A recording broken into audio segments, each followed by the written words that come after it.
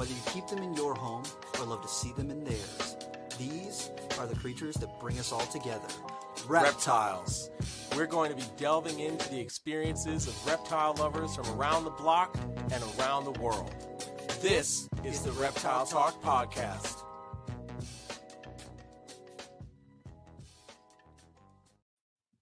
Boom. What is going on, everybody? This is Jeremy from Brassman Reptiles. And I'm Robin. I'm Creeping It Real. I almost missed the intro. I was making myself a Shirley Temple, and I ran over here and made it just in time. Just in time. I was about to be like, "Hey, what's up, everybody? This is Jeremy from Brassman Reptiles, and I'm Robin. I'm Creeping It Real." Listen now, I'm here. Hey, I was man. mostly on time. Oh man, I love it. I love it. So what's going on, man? We're here. We're talking about the season, the updates, what is going on. But before we dive into it, how you doing, man? I'm doing pretty good. Honestly, I've been doing a lot of different things. Some things that I can talk about on the podcast, like I've been doing a lot of herping, and I'm taking a bunch of new friends that I've made in the area out on a little trip to go hike the Eno River here in this upcoming weekend, which is going to be cool. Yeah. And I extended a little invite to our buddy Trace, and I think that he's going to come along too. So Yes. I'm hyped about it. It's going to be good. And it looks like the weather's going to hold up. So that should be a lot of fun. Heck And yeah. I found out also that I will be doing a little demo for some friends coming up this fall. So I'm pretty Nice. excited. Yeah, some of the friends that I've been making recently don't know anything about reptiles. And so they were like, would you like bring over a couple snakes and like teach us about it? And I was like, yes, I will. Absolutely. Hell yeah. I used to do this for a very long time. And they're like, oh, cool. Like, yeah, we don't really know. I was like, sweet. This is my jam. I love this. Hell yeah, man. That's awesome. Yeah, so it's been fun. I've been doing a little bit of this, a little bit of that, running myself ragged, doing a bunch of different things, but it's been really good recently. Like it's been, as far as like my animals and the stuff that I'm currently doing, it's been pretty good. Hell yeah, dude. How about you? How are you doing? I can't complain, man. Things have been kind of chugging along. It's been a crazy whirlwind of a season. But I'm excited with how things have been turning out. Hit a few more colubrid clutches that have been like kind of iffy on fertilization. Some of them are like 50-50 splits, which to me just means I need to pay a bit more attention when pairing stuff, making sure that I'm catching more locks, but that's all good. It was I literally worked to produce more animals this year than I have since moving down here, and that's happened. So we set a goal and we hit it. So the few slugs or infertile clutches that have been dropped, or of course that sucks. When you put a female through a cycle just to get bad eggs is never fun. But at the end of the day, Pinky's out. Pinky's out. We got cool babies incoming, but yeah, overall it's been fun. We'll dive into the nitty gritty, but before we go any further, of course, as always, the Reptile Talk podcast is brought to you by our friends at Black Box Cages. Go check them out, blackboxcages.com. Get yourself a new cage, a new rack. Check out some of the awesome innovative things that they have going on over at Black Box. I'm stoked to have some new enclosures in from Black Box. I've been teasing a little bit on Instagram on some new stuff that's come in, and I'm working on. I've got to actually sit down and edit that video to post on YouTube, which is just taken me a bit more time than anticipated. But I'm super stoked to be able to showcase those enclosures, and you'll see them a lot more as they're going to start to become the backdrop for future YouTube videos and stuff like that. So massive shout out to Black Box. Go check them out. And of course, on your way to check out, if you're getting a new enclosure or something else from Black Box, you can use code Reptile Talk and save a little bit off your order, because who doesn't want to save a little bit of money in today's economy? Bam. So go check them out. Link in the description. Of course, you can check it out here on the ticker on the screen if you're watching us here on YouTube or Facebook. Otherwise, link is in the description if you're checking us out on the audio only version. Regardless, thank you for being here and hanging out with us. Yeah, We're gonna have a thanks good for time. checking it out. Yeah, shout out to everybody that's here watching live. Feel free to throw questions in the chat as we go along. Feel free to share out this video, and yeah, we're here to talk about the season, give you guys some updates on what's going on, what's happening in our world of reptiles, talk about what else is going on in reptile land, and yeah, and just hang out. So feel free to drop some questions in the chat, and yeah, we'll make our way through. Yeah. So Rob, I don't want to start on a sore topic, but you did hatch out some scrub pythons. I did hatch out. I was like, a sore topic. What is sore topic? Yes, Yeah. I know exactly where you're going with this. And yes, it is a sore topic for me. And I don't want to talk. I'm just kidding. I'll talk about it. That's fine. I hatched out my third clutch of scrub pythons, and that is awesome and amazing. And Heck yeah. I went through and I did a preliminary sexing of the scrub pythons that I hatched out, and I cried because it was ended up being 7 males and 1 female, and I was like, "There's no way. Maybe I just messed this up. You know what I'm gonna do? My good friend Jeremy is coming to vend the Raleigh Repticon show, so I'm going to go hang out with him, and I'm going to bring my wares so that we can go through them together. And obviously, I'm horrible at sexing snakes, so what I'm going to do is I'm going to have Jeremy sex them, or we'll sex them together, and we'll look. And obviously, I don't know what I'm doing because there can't be 7 males and 1 female." And Jeremy, we went through, and there were 7 males 7 and 1 males female. and 1 female. So if you're looking Ow. for a captive bred male, Yeah, if you're looking Barneck for a scrub really python, nice captive bred male Barneck scrub python, holla at your boy. There's gonna be some yeah, Rob's available. gonna have some. Holy moly! Yeah, people keep asking me, when are you gonna Oh let some man, scrubs go? This year, I'll be letting some scrubs go this year. yeah, I don't think I need to raise 7 male scrub pythons. yeah, yeah. It's a bit Honestly, I, much. I I think that people just need to learn a little bit more, because like a lot of people who are keeping scrubs are keeping them because they just like them, and I don't think that a lot of people have ambitions to breed them. And if that is the case, get a male, because the males often end up bigger than the females. And so if you want a nice big display snake, just saying, a big male barneck is a move, It's because impressive. my male Brad, he is like 3 4 feet longer than all of my females. Like, he's big. Yeah. But yeah, so I will have some babies available, I'm sure. So some of them I went through and did like a preliminary kind of grading, because you can see a little bit of their pattern right now and see like Mhm. kind of what's going on. You really don't see anything great until their first, second, third shed in. So I'm Yeah. sure that will all change. But the mom Ursula is awesome, and the dad Brad is cool, and he's the dad of the babies that I produced before. So they should be some nice babies in there, and not a whole lot of reduced pattern stuff. I think most of it is like decently patterned. Heck yeah.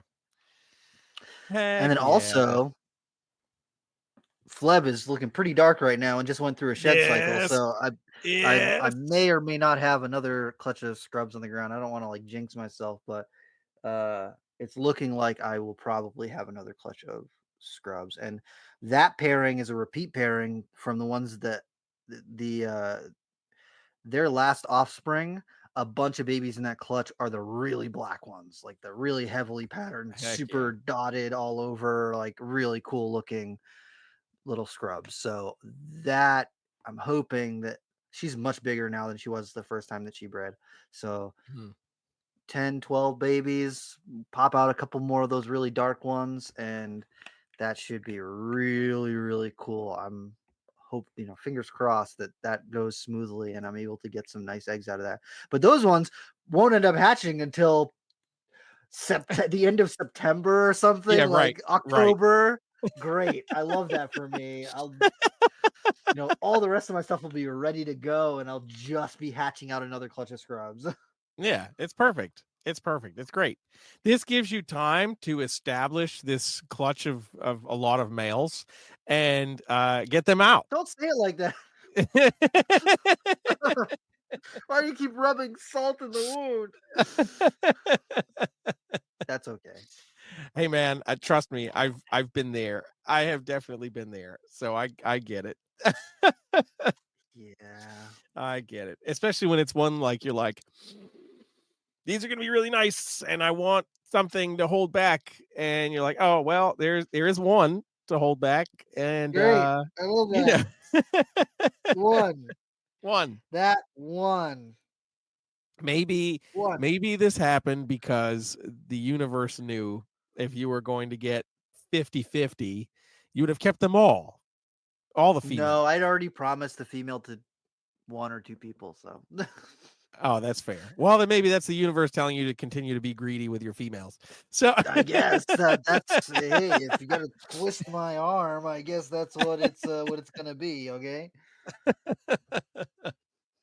but heck yeah, dude. So I mean, definitely fingers crossed on Fleb for sure. And yeah, I mean that's so that would be your fourth clutch Yep. of scrubs. So pause for a minute. Two things. One, Yes. fucking congrats. Like Hey, that's just started from the huge. bottom and now I'm here. Yeah, like, but that's really huge, and I think the majority of people who already know you and follow you know that like Scrubs have been like the passion snake for you for a Mhm. long time, and now here we are, 4 clutches or potentially 4 clutches in, and Yes. I mean, like that's freaking awesome. So like, congrats because like you've put in the time and really like worked the project because you love the project, and it was never about a rush to do it. It was just about like I really love these snakes, and I wanna produce them. Yeah. Yeah, it for the people who are like, "Oh, I like scrub pythons. I'm gonna try to breed them." I kept scrubs for like 8 years before I bred them. Like I want to say it's like 8 years, something like that, before I actually bred Yeah. them. And I was interested in them for much longer time than that. So, if you have the feeling that you're going to buy some scrubs and then turn around and breed them, it's probably not how it's going to go. Maybe with some of the captive bred stuff that's popping off right now, maybe people can do it a little bit easier. But this has been a passion project of mine, and if I only produce males from now on, that's I'm not gonna wish that bad juju on myself, but like I did the thing. Yeah. Absolutely, dude. Absolutely. And it's also like just up from here. Like you've got the potential for some others like Highlands and stuff like that in the future and Next stuff, and like it's season, all yeah, that will be man. next season. Mark my words. Highlands are coming next Heck season. yeah. Loading. I'm so stoked. I'm Yeah. so I stoked. could probably I breed just the I Southerns too, but I don't know. I don't know about all that. Yeah.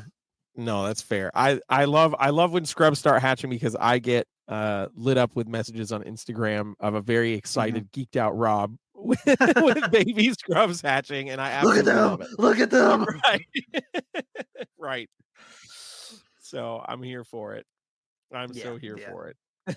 Yeah. So I think that'll be good. And then I'm hoping that some gears can start turning towards looking for like a permanent place to be, because once that happens, then I get the feeling that my collection is going to change quite a bit, and it's going to be a lot more venomous things than non-venomous things. But Ooh. yeah, but until I move to a county that's better for it, that'll remain in the background. Yeah, which is fair. Which is fair. But it's still exciting, nevertheless. Yes, yeah, I can taste it on my lips. I know that it's within reach. I just need to get a couple more things in place, and I think that this year, if I can get another clutch of scrubs where I'm able to move some out, it'll be Mhm. and with the Borneos that I got in the incubator right now too, if I can move some of that stuff, bring a little bit of income in, I think Yep. that I could make some stuff happen here in the not so distant future, and that would be really nice. Except for the housing Heck market is trash right now. yeah, right. Right. Well, I mean, at least it will give you the option to start getting a nest egg up So Yeah. when the time really does come, you'll be more than prepared, which is good. Yeah. My mom was talking to me the other day and she was like, "Why don't you just like get a plot of land, clear out some space, put like a double wide out there for like your living space because you don't really, what do I don't do a whole lot of stuff. I just need the basic necessities. I don't need anything super fancy." And she's like, "And then just have them build a reptile building out there in the woods." And I'm like, that doesn't sound like a half bad idea. Like, thanks, That mom. does not sound like Thanks, a mom. half bad idea. Oh man, that's Yeah. funny. Where's Rob? This pin on the map that's in the middle Yeah. of the woods. Yeah, that's Rob right there. Yeah. It does not have a street address, so you just have to follow the Yeah, pin. yeah. When you've gone past the second oak tree, you went too far. That's how we'll know. Yeah. If you start to see palm fronds, you went too far. Yeah, exactly. Oh Am man, I in heck yeah, Florida right dude. now? So What's what? happening? Right. So what are the Borneo pairings that you've got eggs from right now that you're waiting on?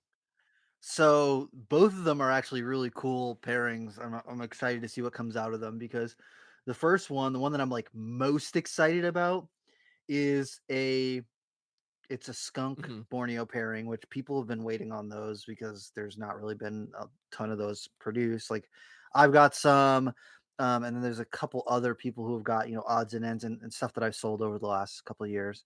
And then there's people who have very similar trait stuff, but it's not from the skunk line specifically. But so Hmm. the female that reproduced is basically a really crazy reduced ultra with the skunk stripe trait. She looks like the old crystal glow leopard Borneos that came out like 20 years ago. And so I just call her my crystal Heck glow yeah. leopard because that's literally exactly what she looks like. When she came out of the egg, I was like, "Oh, a crystal glow leopard. How the hell did this end up in here? I know the genes that go into this, but this shouldn't be in here." So really cool, beautiful snake, but I was not expecting that. And so I've been raising her for Right. the last several years. And so her bred to a skunk trait, like I shouldn't call him a super stripe because he's not like tri stripe, but a striped skunk head ultra animal. And so there should be lots of crazy reduced stripe black spots, nice Borneos in that clutch. So I am really, really Heck excited to yeah. see what comes out of that. There should be some like absolute screamers if all goes well. Borneo genetics are not always the most reliable, but I'm Yeah. assuming that given the genetic background of each of those animals, there should be some really cool, intense some at least some good reduced pattern stuff, some stuff that has some good contrast to it. So some oh man, hold on one second. My computer was like, restart right now? No, don't restart. So No, no. so there should be some good reduced pattern stuff. So like nice ultra E looking stuff with the like red face mask from the skunk and then black Yes. spots from the skunk on them, and then some nice super stripe stuff out of that too. And so that should be a phenomenal clutch. Really nice things. I think it was 13 eggs. So like really nice. I Heck love yeah. it.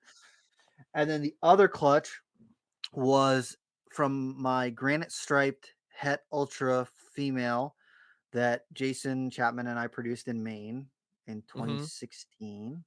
So she's 9 years old, somewhere around there. Yep. And she was bred to one of my garble babies. So that baby is half granite, half marble, and he is like platinum silver. Like he's not like an Hell yeah. ultra platinum, but his body is silver.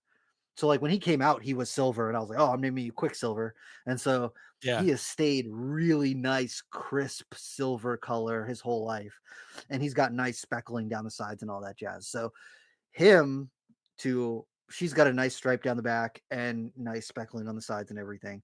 So granite striped Het Ultra to granite marble. See what comes out of that with his Hell yeah. coloration, her striping, his pattern and color and everything. So, and I think that one was another like 13 or 14 egg clutch. So there should be some really nice nice Borneos in there. I'm assuming, it has not been done before. World's first. No, I'm just kidding. But like, this pairing specifically has not been done before. So, granite and marble typically hasn't been mixed, and then crossing it back to granite hasn't been done before. So we'll see what ends up popping out. I'm hoping that there's some neat looking stuff that pops out of it, and I'm assuming that there'll be some really nice speckly cookies and cream sided animals in there, and maybe some ultra stuff and ultra granite and blah blah blah. So we'll Hell see how yeah. that goes, and I'm hopeful that there could be some neat silvery looking things in there. Hell yeah, dude. That's super exciting. It should be good. Should be good. And the best part, did I tell you the best part?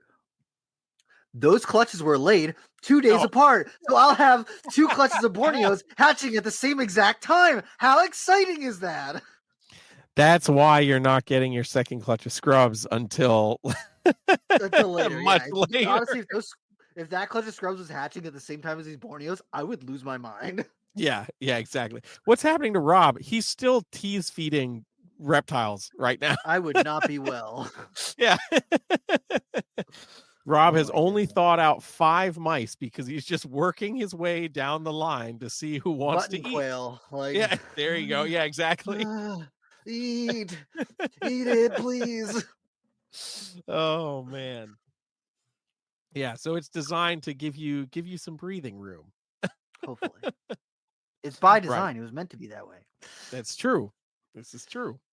She did cycle kind of around this time last time too. I mean, I think that by May she was laying eggs last time, or June. So she's a little bit behind, but not Not wildly crazy. behind. Yeah. Yeah, I think the one Borneo clutch, I'm still waiting on my eggs to be laid. But Oh my goodness. They're due on Sunday. She's due to drop on Sunday. So we will see. Fingers crossed. But the last time she went, she actually dropped at the end of March. So we're a couple months behind where we were the last time she dropped. But she also dropped 19 eggs. So damn. It was a big clutch, man. Hell yeah. So I'm excited to see what we get numbers wise out of her, especially also because it was we did super stripe to super stripe, so that VPI dark trait super stripe to her. So, yeah, I'm very excited for that. But also first time male, I never witnessed locks, but they were always cuddled up together. So I'm very, very hopeful. But sometimes first time males, not always giving you the best. So we're gonna see. We're gonna see. But yeah, I'm that's kind of what hopeful. happened last year with the male who sired the skunk stuff. I bred him to the skunk, the original skunk female, and it was his first year breeding, and I got like 7 good eggs or 6 good eggs. I got like nothing. Yeah. So I'm like, as much as I would love 19 to 20 plus Borneos from one clutch, I'm not going to be totally upset if we get 8, 9, 10. No. Those babies are going to be killer, man. So I think you need 19. That's fair. That's very fair. I know this clutch has been a long time coming. Every year up until now, Matt Minatola has been like, "Did you breed those yet? Did you put them together yet?" Like I remember when I posted the picture when we got that pair in. Yeah. When I posted the picture of the male, Matt was like, "You got to breed that to that super stripe girl you got from me. You got to do it. I need something from that." And then finally raised him up. And last year he wanted nothing to do with breeding. And the year before he was just a little, he was smaller than what I wanted him to be. So I didn't try him. So for the last few years, Matt's been like knocking on my door, so to speak, to be like, "Did you breed that yet? I need something." So, which that's exciting. Hell yeah. But yeah, so I'm like, and I like stripy snakes. So who knows how many holdbacks Those there might babies be. are going to be phenomenally striped. Yeah. So I'm super stoked about that. I'm just like, oh, look at these holdbacks. The holdback numbers have already increased. It's Borneos, they have to be. Right, exactly. Oh man, but yeah, I'm excited for that. So what else do you have going on this year? What else is producing for you? I hatched out some West Papuan cross carpet pythons. It was not really a great clutch because I did not feed that female heavily. So I Mhm. ended up with 2 babies, no jags. And so Ah. yeah, that's okay. I've got a couple people who are like, I'm curious about getting a pet carpet python. And I'm like, here, you're never gonna breed this. Please take it. Either that or Josh Roberts is moving down here and he's got king cobras and either way. Yep. Yep. Snakes got to eat. Yep, snakes got to eat. So either way, if they're not going to a pet home, then they'll go to another good home. Yeah. Fair enough. Fair And enough. I have corn snakes that are about to lay eggs. I palpated them the other day, and I was like, "Oh, you guys are full of stuff. I got to throw a little nest box in there." Yes. And one of the pairs is going to be pure Okeetees, low cal, blah blah blah, so people can get their real Okeetees. And then the other pair will be Fokeetees. Well, half Oak- Fokeetees because the male Okies is and Fokies. Okies and Fokies. Damn, I need to get that on a t-shirt. Yeah, Just a dude. big circle on it, a black circle with a red dot in the middle. It says Yeah. Okies and Fokies. Okies. Justin Smith, man, Fulvius Apparel, let's do it. Let's go. Oh, I love it. Yeah. So I'll have a couple clutches of corn snakes, and I think I've got one more Borneo that could go. I don't remember whether I paired her or not. There was one female who I was like, she kind of looks like she could go.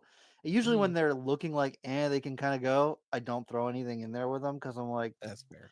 it's just gonna wait. If they do decide to go and they're on the fence, then it's not probably gonna be a great clutch and whatever.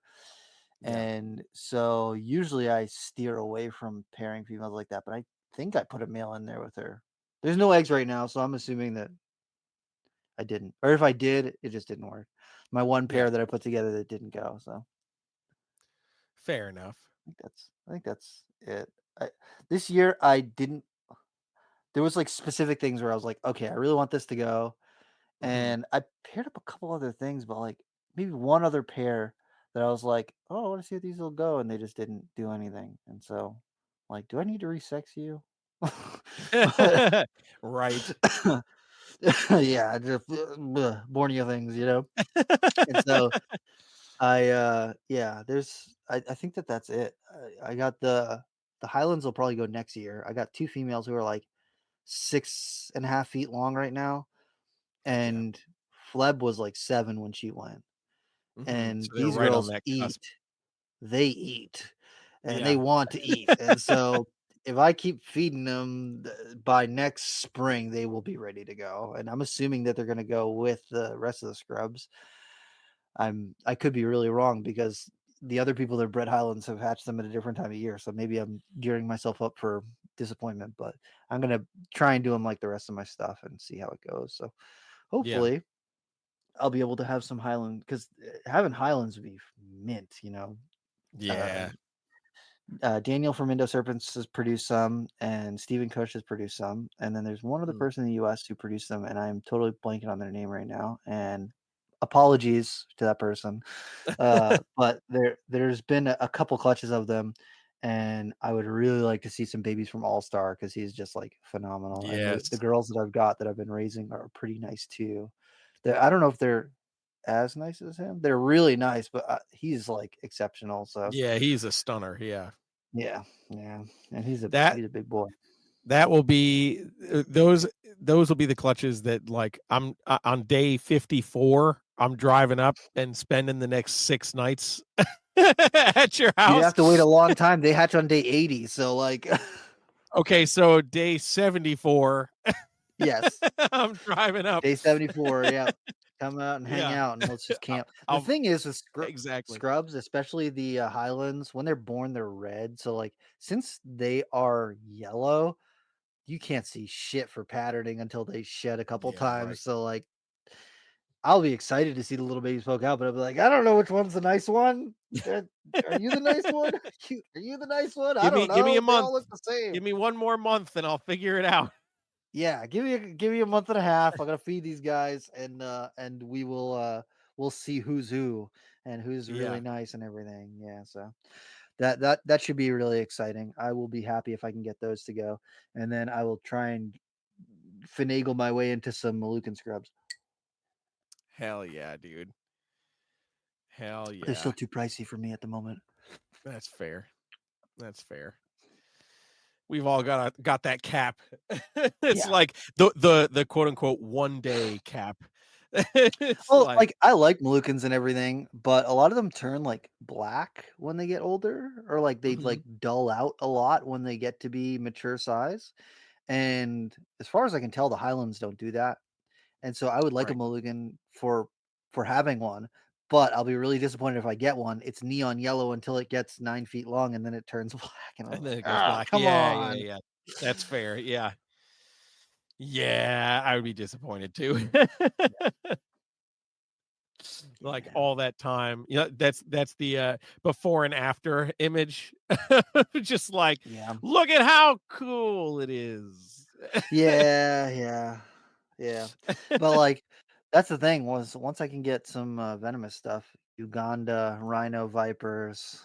Uganda rhino vipers are calling my name and I need some of Heck those yeah, dude. things because I still go back and look at the videos that Ryan Gradney posted last year, the ones that he imported, and I'm like, Yes. oh, the moment that I saw those online, I was like, those are Uganda rhinos. And I messaged him, I was like, are those Uganda locale? And he's like, how did you know that? And I was like, He's like, I have carried this torch for 25 years. As soon as exactly. I found out about those things, I was like, oh, that's my dream snake. That thing's phenomenal. Yeah. It's when Lo and you're like, behold, "Hi, my name's Rob Christian, and I know what the hell I'm talking about." That's yeah. Sometimes I pretend to know what I'm talking about. Yeah, Oh so man, that is that's like funny. way up there on my list, and they're a little pricey. Nice prices, Moluccan scrubs, but they're more expensive than regular rhinos. So those are another one of those like 1 days. Yeah, hell yeah, dude. Hell yeah, Yeah. I dig it. So I think that's where my season's capped at. That's pretty much it. I think. Heck yeah, man. Yeah. What That's about you? a What do you got? I solid hear you got season. some stuff going on. There's so much stuff. There's so You much found stuff a bunch of going clutches on. right before you came and recorded. Yeah, like literally, I was like, so I've been sitting at my computer doing a bunch of various work for US Arc and recording some stuff for my partner who is back in the chats. Hey. If you missed our last episode with my partner Mark, go back and check that out, episode 156. But was recording a bunch of stuff for his album today and was like, if I don't like, today is my day to get that stuff done. So I've basically spent the entire day at my computer. So when I was done recording, I had to run a couple of errands real quick, and then I was like, I got to run downstairs because I know I have things that are close to laying, but we're not quite there. And I was like opening up enclosures, and I was like, oh, yep, you're laying on eggs. Oh, you too. Oh, and you just started laying eggs. Oh, and look at that, you've got some eggs over there too. And then going to check the incubator before, literally right before coming up, so like 5 minutes before we started. And I was like, oh, more leopard geckos are hatching. This is wonderful. So we're going to end the podcast, and I'm going to be setting up clutches of eggs for the next hour, and then getting more baby leopard geckos set up. But Hey. yeah, this season has been a whirlwind. So Mm-hmm. after moving out here, that first season was better than what I expected, but not everything that I bred went, and expected that to be the case after a large move like that. So I wasn't really Mm-hmm. stressed. And then every year after that was kind of like incrementally about the same, like within 1 or 2 steps of the previous year. Um, so going into 2025, I was like, I've got a lot of animals that I've had for some time and just never really pushed to get up to breeding size. And I was like, well, we're finally getting to that point where they're on the cusp. So let's kind of get them over that hump. And let's start pairing some stuff. So, and a lot of this was like colubrid based, and So this is also like my final year of breeding ball pythons in any kind of quote unquote substantial number. So going from like 200 ball pythons or so when I first moved out here. Yeah, yeah, right. Quotes. I'm Um, using yeah, heavy air going from the quotes original like here. yeah, heavy air quotes here. But yeah, going from the 200 or so original ball pythons when I first moved out here down to the current 50 or so that's here was a big drop in numbers. But then I've just kind of like teetered and been like, oh yeah, if I do like 8 or 9 clutches, like that's cool. And this year I was like, no, we're going all in on the Amazons, so I need to make room. And I've got a bunch of ball pythons that like I've raised up, and they're like, this was the year they're like finally ready to breed, and I'm like, I gotta breed it. Like I spent all Yeah. this time raising it up. I gotta breed it now. So let's see what we can do. So I was like all in for everything this year. So I think we're gonna do just about 20 clutches of ball pythons.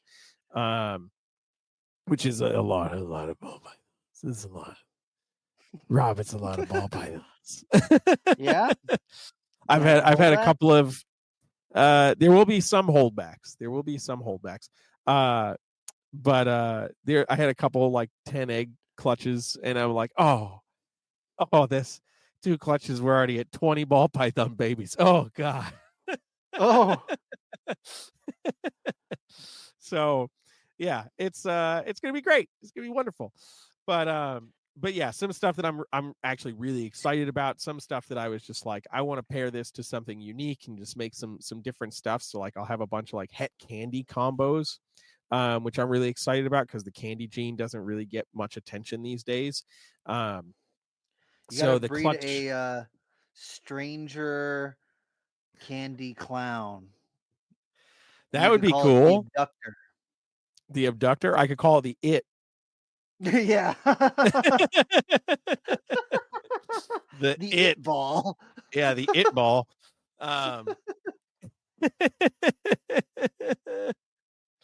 so Oh. yeah, so the clutch that I just pulled before coming up for the podcast was a leopard candy bred Mhm. to um a hidden genewoma enchi lucifer yellow belly odium. So it'll be Oh. some really interesting het candy combos. And I'm like, I just want to make some different stuff that you're not going to see very often, if ever. Mhm. So I was like, let's just throw some things together and see what we make. So I'm looking forward to that. And I have a clutch due to hatch actually any day now that was from a banana blackhead black pastel leopard hypo to a pastel enchi super stripe bald. So we've got some cool potential out of that. So there's a lot of genes. Hmm. We got a lot of genes. We got so many genes. So many We've genes, never the seen best genes like genes. these.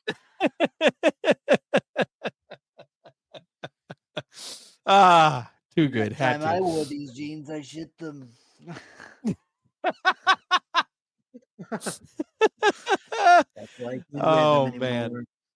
Then I didn't wear them anymore. It was the best shit.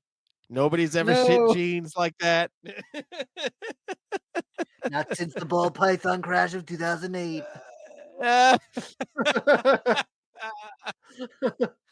Oh god. Um, Terrible.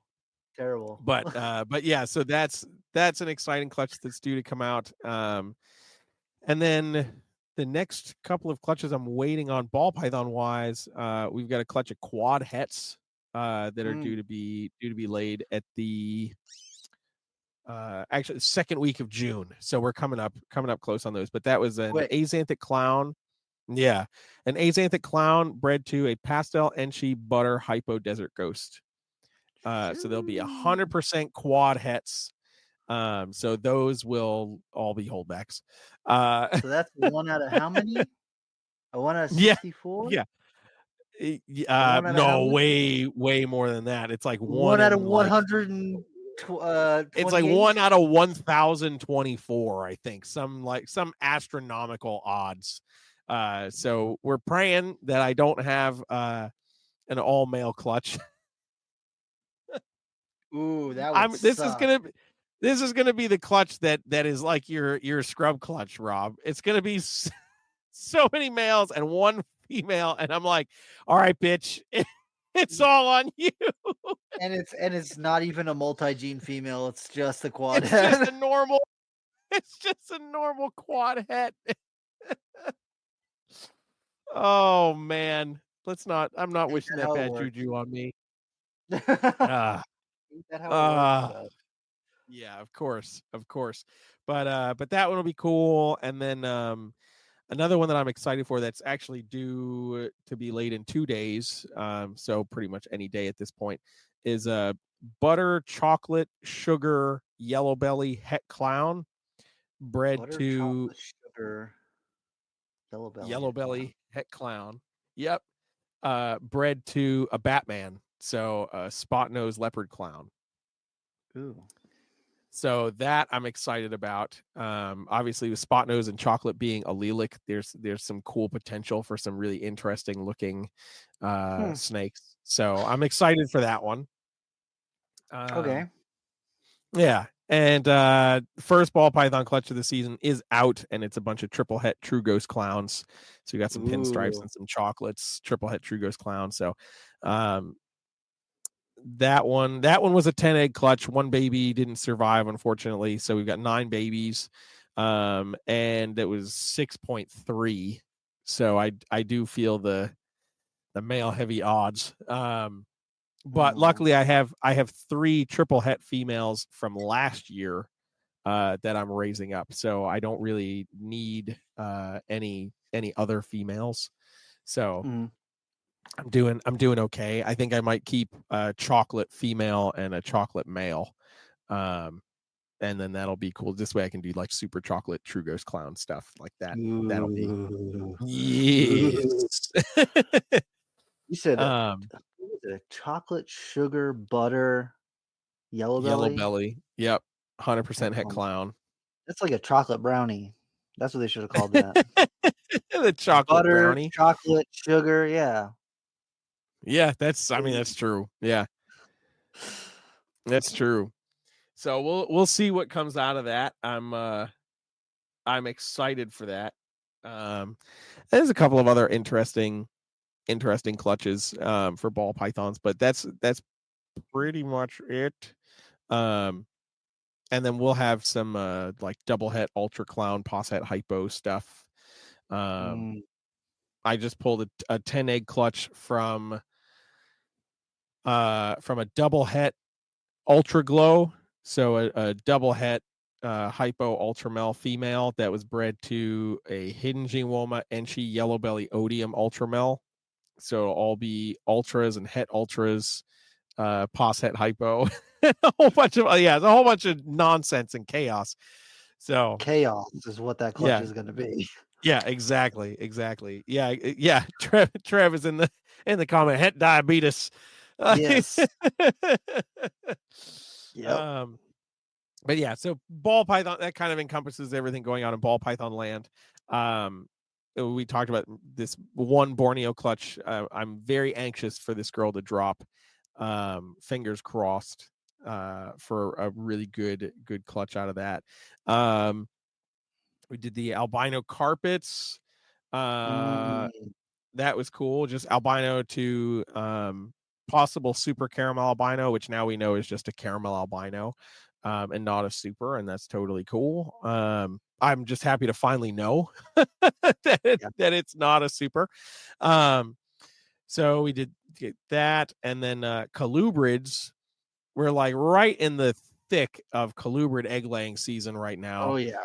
Oh yeah. So I've got, I think, 6 or 7 colubrid clutches already in the incubator. Some San Luis Potosi kings, Cal kings, corn snakes, Texas rat snakes, and then as of today, what else is being laid is Mexican black kings first clutch is being laid. I have another female that's about to drop. Also, could be any day. Hell, she might start laying while I'm doing the podcast. The second clutch, so I double clutched the scaleless Texas rat female. She's laying that second clutch now. And from what I saw when I opened up that enclosure, she's already got 10 eggs out. So that's going to be a lot. Mm-hmm. So we got those. I just had a Pueblan milk snake do a pre-lay shed today. So we're a week and a half-ish away from Pueblan milks. Sweet. Or Pueblan milk eggs, I should say, not actual babies. Had a Honduran milk snake just go into her pre-lay shed right now. And that was a really nice snow to tricolor albino het anery posset hypo. So that should be fun. That won't be a huge clutch. She's a smaller Honduran female, so I'm expecting like between 4 and 6 eggs out of her because they lay really big eggs. Yeah, like massive eggs. I noticed my North Mexican pine girl is swelling really well. She has been paired a few times. The cool one. I have not seen locks. Yeah, the cool one. That you didn't post pictures of. Yes, exactly. So I didn't see locks, but they were again always cuddled up. So trust me, I'll post pictures if I open up that enclosure and see her on eggs. There's going to be a million pictures. Fucking better. You fucking better. So I'm really looking forward to that. Just pulled a clutch from a cool corn snake clutch. This was an anery Tessera stripe, triple het, hypo blood red scaleless, bred to an anery motley scaleless. And I think she was het albino too, because I got some snows out of her last year. So she's also het for albino. So some cool potential scaleless stuff. And then that same male also bred to a blood red pied side double het hypo scaleless, or sorry, double het anery scaleless. So and that girl is going into her pre-lay shed right now. So that's going to be a really exciting clutch. So those two corn snake clutches I'm really, really geeked about because you've got a lot of potential for some really exciting scaleless combos and even just the hets. There's going to be some cool hets in those two clutches as well. So I'm looking forward to that. And I'm just going to show pictures of only the scaleless animals to Rob because I know how much he's going to enjoy it. There's too much peen going on here. I don't think there's quite enough, sir. But that is a matter of subjective opinion. Oh man. But yeah, so I think, like I said, I think about like 7 clutches in the incubator right now. I did also pull one of those like 50-50 fertile infertile clutches from another St. Louis Potosi King. But I think we're up to 3 St. Louis Potosi King clutches. So I'm really excited for that. I've been raising those Mex up for a while. So Mex. Yeah, man, I'm looking forward to that one for sure. What else? Snake wise, what else is going on? I think that kind of encompasses it. DJ, you missed the ball python talk. I already talked about the ball python clutches. So any Bell Texas rats. So they're both possible het for leucistic. So we might see some leucistic Texas rats in this clutch. We shall see. Every time I see a big white-sided black rat snake, I'm like, oh, I need one of those. They're really cool, dude. They're so cool looking. Well, I see the baby they ones, are really like, cool. Whatever. And then I see a big one, I'm like, oh, that's cool. It's an impressive freaking snake, dude. Yeah. I like things with contrast, and those have got contrast. They really do. They really, really do. Then we get into gecko land over here, and I think we're already 10 clutches hatched of leopard geckos. Mhm.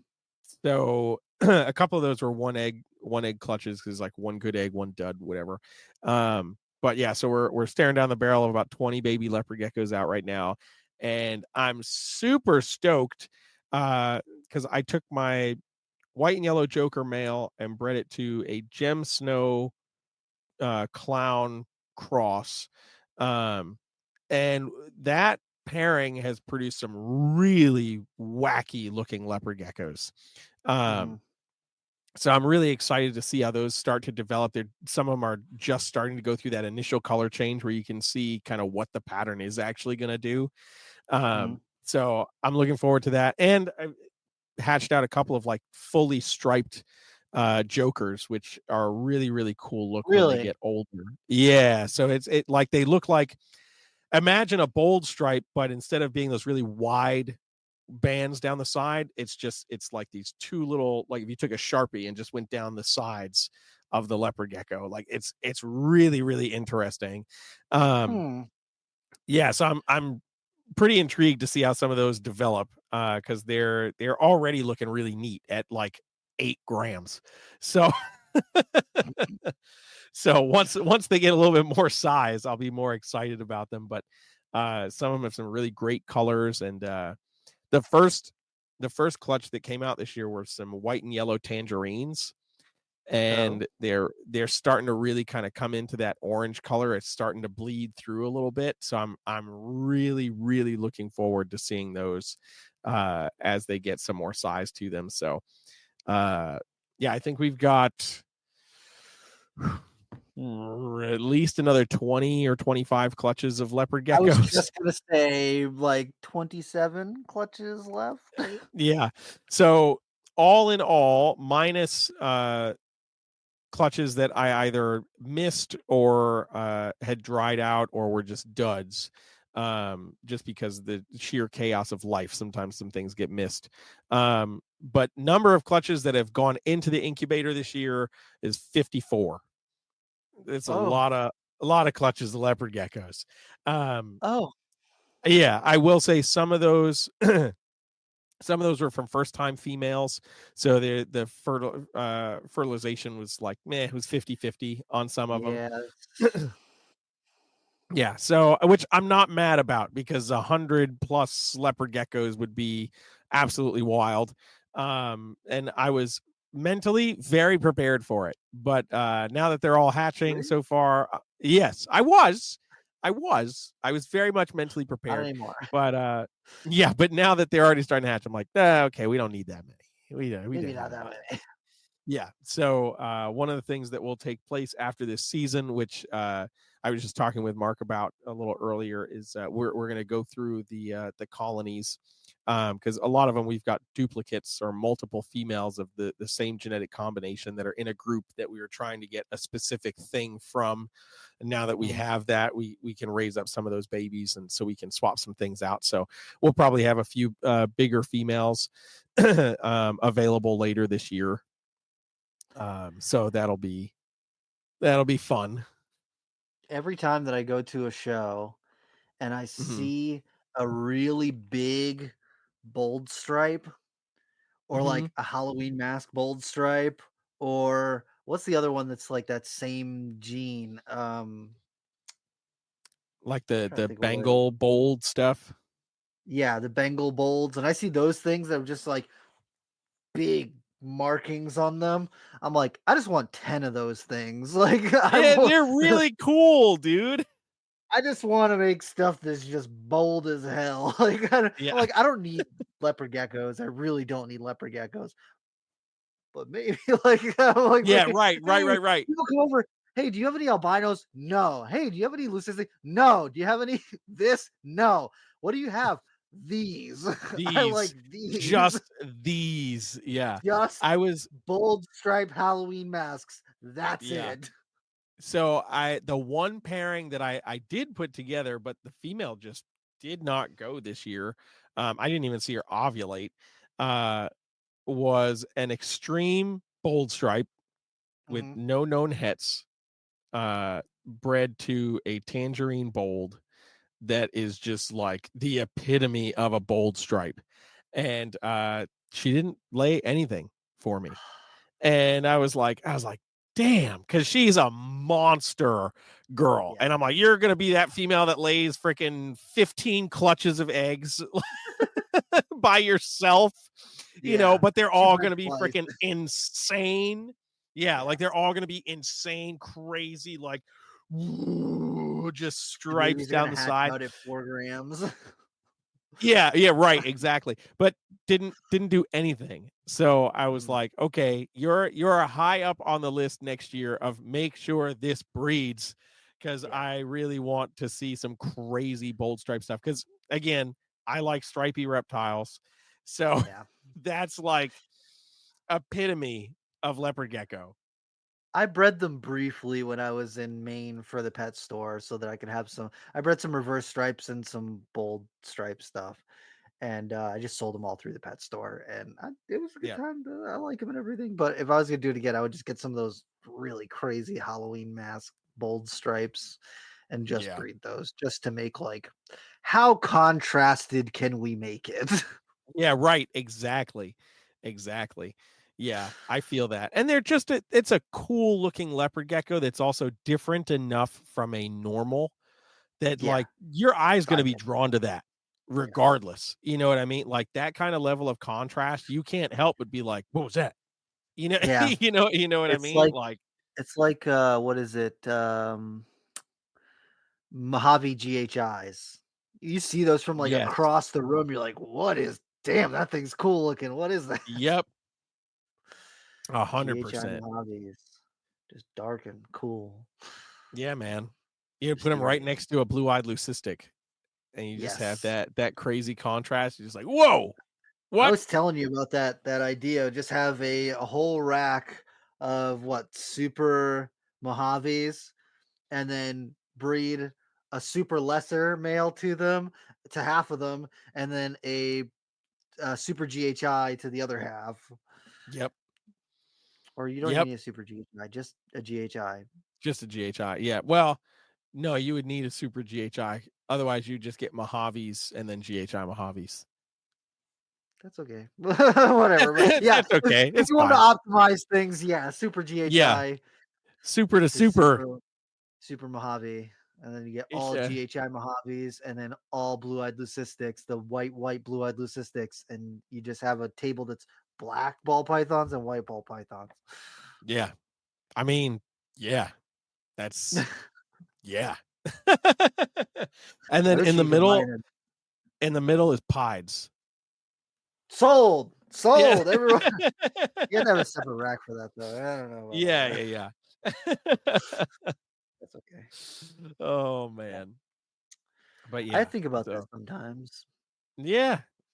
It's interesting. I've talked to a handful of people. DJ from Monroe Morphs here in the chat, equally one of them. We talk about the ball python market and what we see happening. And Mhm.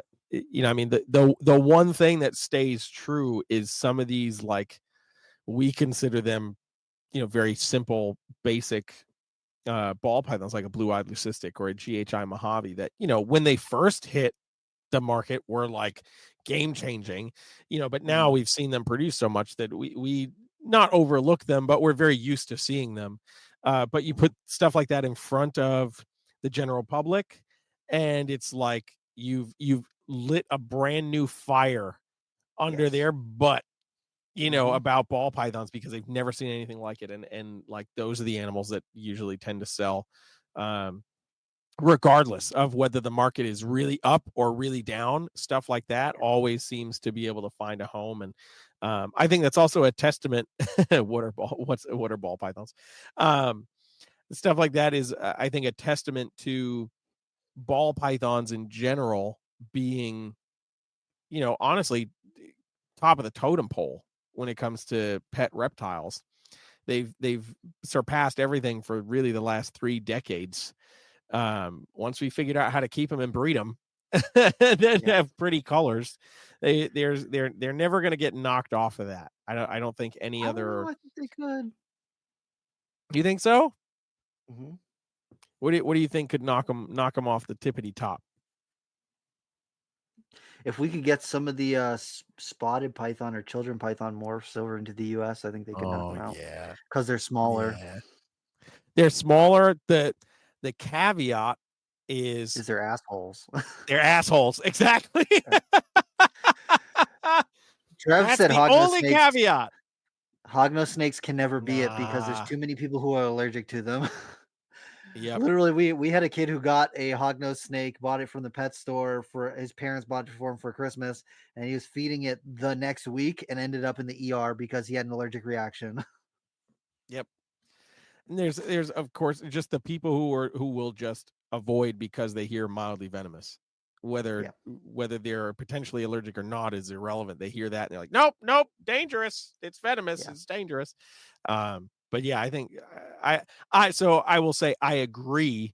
I think if Antaresia were not assholes, they could easily take over in ball python land. We can breed that out of them. I don't know, man. I don't know. Maybe it'd take quite a few generations.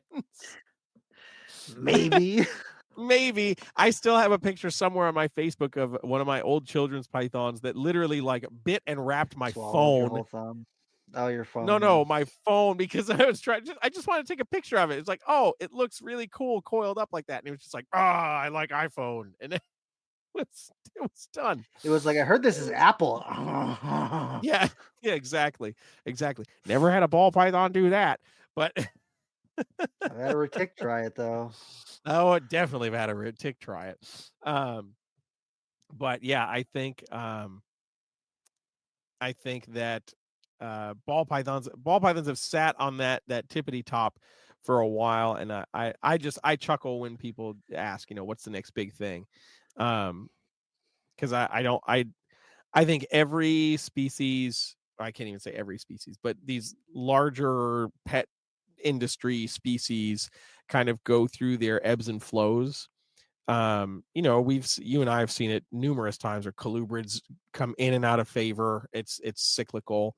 The different carpet python species cycle in and out of favor. Like you can always move them, but sometimes it takes a little bit longer. Sometimes prices kind of dip a little bit.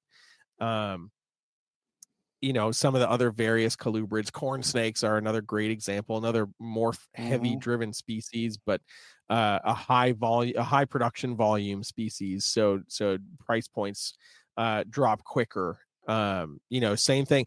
I've heard people say like berms and retics are going to be, especially we've got pieds now, we've got this, we've got that, and of course it's a size thing. Number one, that will always keep them away from being a tip top, pet industry ruler. Number one, and number two, just the maintenance. Maintaining an animal, not before it even gets to giant size, an animal that is mentally programmed to eat and grow and do, like, it is going to eat you out of house and home, versus a ball python that's like, just give me that mouse, man. I'm good. Like, I'll be good. And guess what? Maybe for 3 weeks, I don't even want that mouse. But maybe for 6 months, I don't want that mouse. Exactly. I want to agree with this, that the quote unquote new thing is Pituophis, an in between species People has been are around. obsessed, bro, Yeah, because of people Emily are from Snake obsessed. Discovery.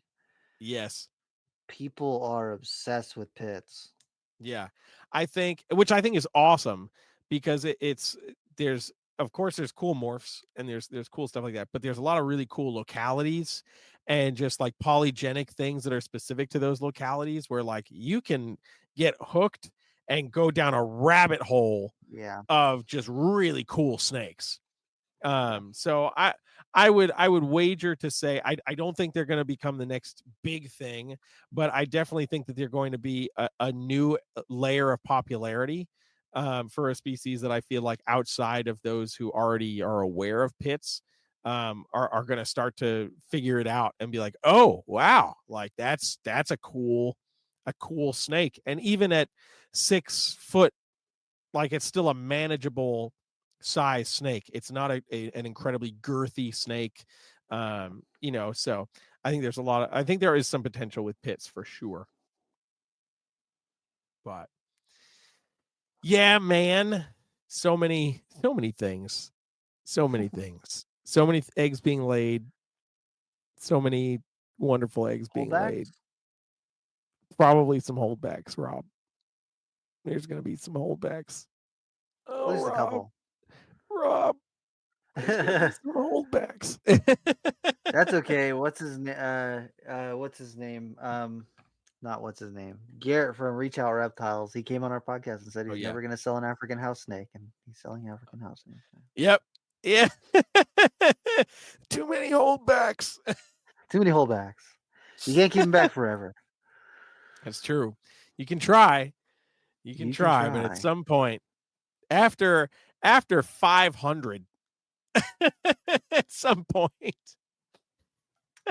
can't hold all of them back. You can't hold all of them back, man. It's just impossible. Yeah. But when you have as much as I want. Yeah, right. Exactly. When you have species that have such a high fecundity, it's at some point you're going to hit max cap much sooner than you ever thought possible. It's bound to happen. It is. It is. And that's okay. Let some other people have some African house snakes. I guess. I get right. They're a cool little snake. I like house snakes. Yeah. I like the green ones with the like yellowy orange stripe down the back. I think they're auroras. The auroras. Yeah. Those are cool. Those are really cool. Those are cool. That's just a different look, a very different color palette, and very unusual. Weird. Yeah. Speaks to the weirdness in me. It does. Oh man, let me see if I can find it on Facebook really quick because I just saw a little earlier. I think was it Kayla that posted it? I don't waste too much time if I can't find it, but Timothy asks, what do you think about viper boas? I love Candoia. Viper boas, yes, they're okay.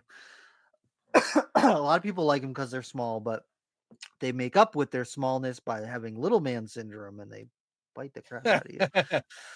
So I've kept viper boas before. I like them and everything, but I prefer a lot of the other Candoia species to viper boas.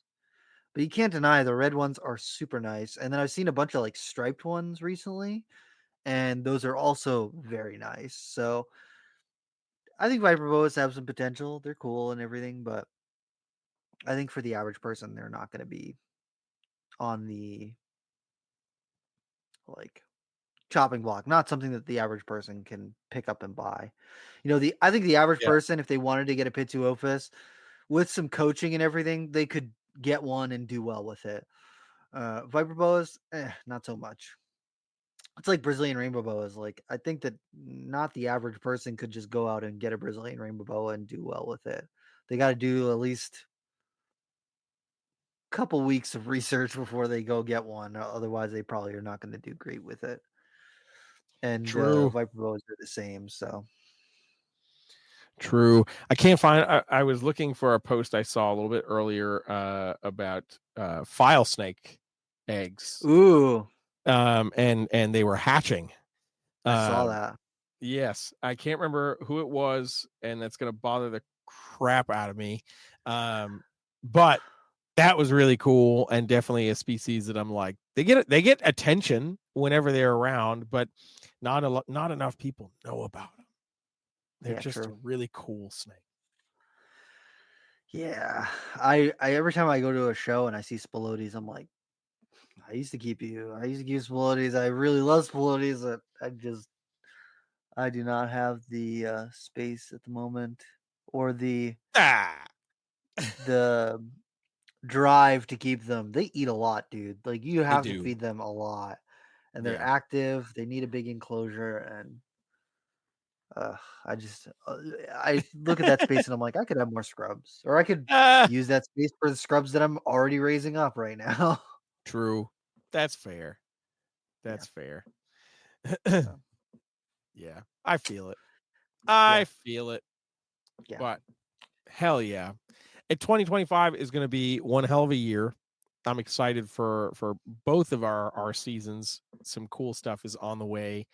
Um yeah. Hell yeah. All right. It's time to wrap this up. So you know what that Yes. means. Yes. You know what that means, Rob. It means that you can follow me online. No, I'm just kidding. Trying to think of what has got me excited about reptiles right now. I've been seeing a bunch of really cool stuff online. I'm just going to take a look and see if there's anything that I've saved recently that really jumps out at me. One of the things was Paul Bodnar producing those Bismarck ring pythons. Yes. That was cool. Oh, Stephen Cush just posted he produced some Halmahera scrub pythons. Oh, That's heck fun. yeah. Hatching out my own Barneck scrub pythons again. Yes. Can't beat that. Maybe looking down the barrel of another clutch of Barneck scrub pythons. Also amazing. Hell yeah. Um, Doing this little critter walk that I'm going to go do on Sunday, where I'm going to do the same thing that I do every weekend: go down to the river and look for snakes. But I'm gonna have a bunch of, you know, I don't want to call them normies, but a bunch of non-reptile people with me who know nothing about snakes. So I'm going to geek out and talk about snakes for 3 hours and Hell be like, yeah. "Oh, look, do you see that snake there that's underneath that leaf?" And they're like, what do you, I don't see it. Look, it's just the edge of its belly scales Yeah. that are showing on the side right Literally there. Rob.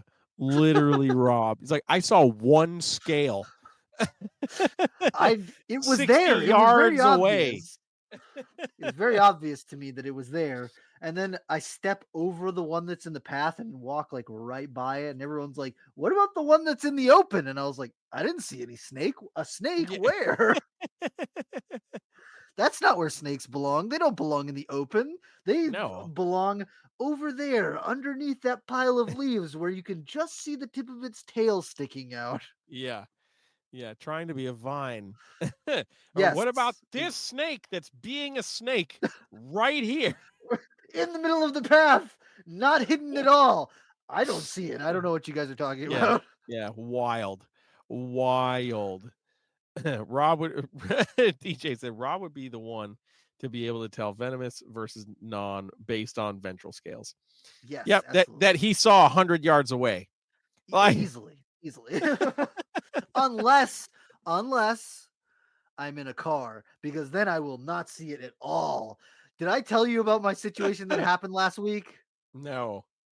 I was driving for work. I need my road cruising license revoked because I was not road cruising. I was working the other day and I drive for work, and I was driving down like an access road that's kind of like, it was paved, but it was behind all the other roads and all this shit, and it's going through the woods. And I'm driving and I'm like, see something dark on the side of the road, and I was like, that kind of looks like a hognose snake, but why would there be a hognose snake out here? So I'm driving along and I was like, that really looks like a hognose snake. Maybe I should turn around. And I'm driving and I'm like, there's no way it was a hognose snake. It must have just been a stick or something. It like started eating at me. And so I was like a mile down the road, maybe more. And I turn around and I'm like, I just got to go look just to see. And I drive back and it was gone. So I'm like 95% sure that I drove right past a nice, foot and a half long solid black Eastern hognose snake. And I just drove by it and kept going. Yeah. Yep. Rob. Straight to jail. Just lock me up, throw away the dang key. Because what is that? I was like, that looks like a hognose snake. Nah, that's not a hognose snake. It was a hognose snake. That hognose snake was like camouflage on 1,000. Yeah. Let's go. It was like standing up too, like a little bit, and not doing the full cobra thing, Damn. but it was, yeah. As soon as I get behind the wheel of a car, I'm like, snakes don't exist anymore. I don't know. Don't make sense to Jesus. me. I don't know. Oh Jeremy, what has God. you excited about reptiles right now? Uh Schmamazons. Schmamazons definitely. Oh, I didn't talk about Amazons. You I didn't talked talk about Amazon this literally whole episode. everything else outside of Amazons. I think it's because like I I have a handful of gravid animals right now, but they're not due until like August. So I've like put it out of my mind that there are gravid Amazons because it's not happening anytime soon. Nothing is Yeah, otherwise you'll happening just be anytime staring soon. at the enclosure the whole Yeah, time. literally would just be like there'd be a new seared out hole where my eyes have been staring for the last 100 days. Like, Oh no. but yeah, there are Amazon litters in the works. Tigers, tiger het leopards, hopefully some red calico stuff, some bicolor stuff. Yeah, lots of fun Amazon stuff, even though I'm not talking about it all that much because there's gravid stuff, but boas, you just wait forever and then you pray. So that's Hope that everything goes smoothly. yeah. So we're in the pray and hope stage right now. But I've got Oh boy. females that are hugging the heat hardcore right now, so we're moving in the right direction. But yeah, it takes some time. It just Yeah. takes so much time. Yep. But yes, Amazons. I'm excited about Amazons. Um I am excited. You know what I'm excited about? I haven't talked about these in a while, but I saw DJ just mentioned it, and I was having a conversation with somebody else about them too. I'm excited that rough scale pythons Okay. are being more frequently bred in captivity Hey. here in the States. There's a handful of people that have gotten clutches this year, um, and that's exciting to me because that's a species that Yeah. I mean wasn't available for the longest time. When they were available, they were gone. They didn't even hit the market. They were just gone, and people were like, "Check out the new rough scale python," and I'm like, "Yeah, how? Like, didn't even know that was here." Mhm. Um, but now a lot of those people that were snagging those 4 or 5 years ago, they're adults and they're breeding them, and that's cool because that is a Morelia species that I would still like to work with one day. You Um, never had rough scales? Never had rough scales. Nope. Hmm. Nope. I've gotten to handle them. I've gotten to mess with them, but never gotten to own them. And for me, it's the eyes. The Mm. eyes of rough scales really just kind of captivate me. So Silvery kind of. yeah, it's like silvery blue against that like dark brown coloration. Like I need that. I need that. Um, but yes, I am. I'm excited about that. I love seeing new species get that foothold in the industry. Not necessarily becoming insanely popular, but just finally getting established and getting some captive breeding going on a larger scale across the country. That has me pretty excited. Hell yeah, man. We got to get you some That's rough it. scales. Yes. Yes, please. Yes. Yes. Jerry was like, I did want to add 3 or 4 more different species this Yeah, year. So I'm all about it. Complexity. Headaches. I live for it. jack of all trades. Yeah. Yeah, we're yeah. Something. We're breeding shit. That's Jeremy, ah, if people want to follow you, where should they look you up? anywhere there's rough scale pythons. No, check me check me out all over on all platforms at Brassman Reptiles, YouTube, Instagram, Facebook. Morph Market if you want to see a few things that are available. Otherwise, if you want to see full availability, go to brassmanreptiles.com. Check out some cool stuff. I got to update some inventory a little bit later this week, and yeah, that's about it. Brassman Reptiles. Figure it out. Type it out. All one word. Brassman Reptiles. Brassman Reptiles. Rob, what about you? Where can people find you? You can find me on Instagram at Rob is Creeping It Real. Is probably the best place to look up the stuff that I'm doing. I keep my stuff updated on there pretty regularly. I have not really even been on TikTok recently, like What? barely at all. Yeah, the last like couple months, I've just been like taking a little breather from TikTok. So I have not really been on there all that much. But Rob is Creeping It Real on TikTok. I do have a YouTube channel, but I have not posted anything on there in a hot minute. Don't add me on Facebook unless you have produced Bismarck ring pythons or scrub pythons, like pure species scrub pythons. pure species. Yeah. None of those Here's the deal. friggin' crosses. I got 1,000 friend requests right now in limbo, and whenever I get a new friend request, I click on their profile and I scroll, and if it's not like cool snake, cool snake, cool snake, cool snake, I'm like, okay, back to purgatory you go. And if there's some that this is concerning real. political things, I block you. Yeah, can confirm this is real. I've watched him do it. Yes. And At the also, expo, I see somebody, I'm like, scroll. Nope, not enough snake stuff. Nah. Sorry, goodbye. Nope. And when people add me on Facebook, I check to see if you're friends with Rob. That's like the threshold for me. Yeah. It's either got to be we have 300 mutuals in common, or friends with me. Yeah, pretty much. If I see like less than 20 mutuals, I'm like, are they people from my hometown? No. Okay, like probably not. Yeah, right, exactly. Are they people who I actually know in real life, or are they internet people?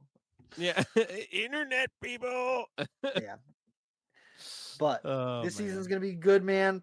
I'm Hell hyped. I can't wait to do a recap once everything's out, and we can talk some more about all the cool babies we hatched out. And hell yeah, next season's gonna be even better. So many babies. So many. Almost enough babies. Oh god. Heck yeah, man. I'm super excited for what's to come this season and going into next season. It's just hell yeah. If you guys are listening, make sure you check out Black Box Cages, blackboxcages.com. Get yourself a new cage or enclosure. I've got 2 clutches coming out of Black Box Cages enclosures this year from my scrub. So just saying it works. I'm not gonna say it's gonna work for you, but it worked for me.